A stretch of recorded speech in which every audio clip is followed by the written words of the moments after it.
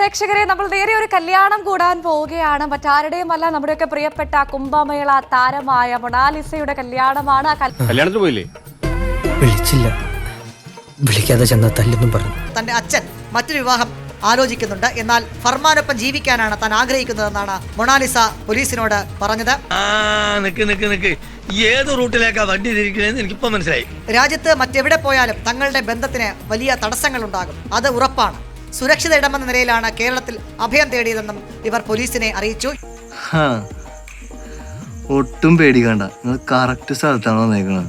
വീട്ടുകാരുടെ എതിർപ്പിനെ തുടർന്ന് കാമുകൻ ഫർമാനോടൊപ്പം താമസിക്കണമെന്ന ആവശ്യവുമായാണ് തമ്പാനൂർ പോലീസ് സ്റ്റേഷനിൽ മൊണാലിസ എത്തിച്ചേർന്നത്. നമുക്ക് കൈവന്നിരിക്കുന്നത് ഒരു സുവർണാവസരമാണ്, അത് പരമാവധി നമ്മൾ മുതലെടുക്കണം. എങ്ങനെ? ഇങ്ങനെ രണ്ട് സംസ്ഥാനങ്ങളിൽ നിന്ന് രണ്ട് വിശ്വാസത്തിന്റെ ഭാഗമായിട്ടുള്ള രണ്ടു മനുഷ്യർ പ്രണയത്തിന്റെ പേരിൽ അവർക്ക് ചില വേദനകൾ അനുഭവിക്കേണ്ടി വന്നു. പക്ഷേ ആ വേദനകൾ കേരളത്തിൽ വെച്ച് അവർക്ക് അതിന് പരിഹാരം കാണുകയാണ്, അത് പൊറുക്കുകയാണ് എന്നുള്ളതാണ് ഏറ്റവും പ്രധാനപ്പെട്ട കാര്യം. കല്യാണം നടക്കുന്നത് ഇങ്ങ് നമ്മുടെ നാട്ടിൽ കേരളത്തിലാണ്, തിരുവനന്തപുരത്താണ്. രണ്ട് സ്വതന്ത്ര വ്യക്തികൾ എന്ന രീതിയിൽ അവർ വിവാഹിതരാകുന്നു. മുതലെടുക്കണേണ സജി. മഹാരാഷ്ട്രയിലുള്ള ചെറുപ്പക്കാരനും മധ്യപ്രദേശിലുള്ള യുവതിയും അവർ രണ്ടുപേരും വിവാഹിതരാകാൻ തീരുമാനിച്ചിരിക്കുന്നു. അങ്ങനെ തീരുമാനിച്ചപ്പോൾ അവർക്ക് തിരഞ്ഞെടുക്കാൻ പറ്റുന്ന ഏറ്റവും പ്രധാനപ്പെട്ട ഇന്ത്യയിലെ സ്ഥലം ഏതാണ് എന്നെ സംബന്ധിച്ച് അവർ തന്നെ വ്യക്തമാക്കിയിട്ടുണ്ട്, അത് കേരളമാണെന്ന്.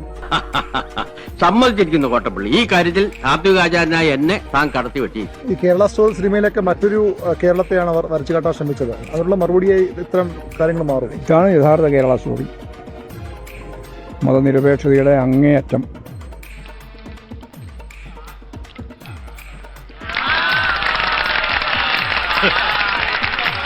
കേരളം ഇപ്പോഴും ലോകത്തിന് മുമ്പ് തന്നെ വളരെ പ്രധാനപ്പെട്ട ഒരു മാതൃകയാണ്. ആ മാതൃക അതേപോലെ തന്നെ നിലനിർത്തി മുന്നോട്ടേക്ക് കൊണ്ടുപോകാനാണ് ഇടതുപക്ഷക്കാരും കമ്മ്യൂണിസ്റ്റുകാരും ഞങ്ങളെല്ലാം ആഗ്രഹിക്കുന്നത്.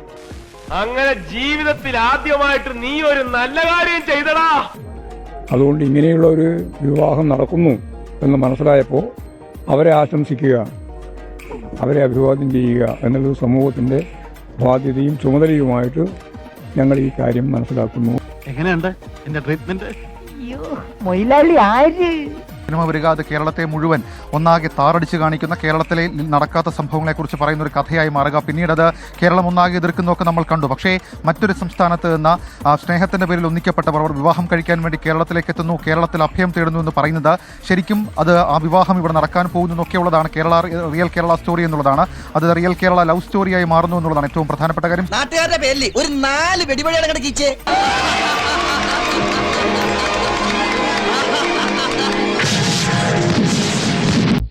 All the best.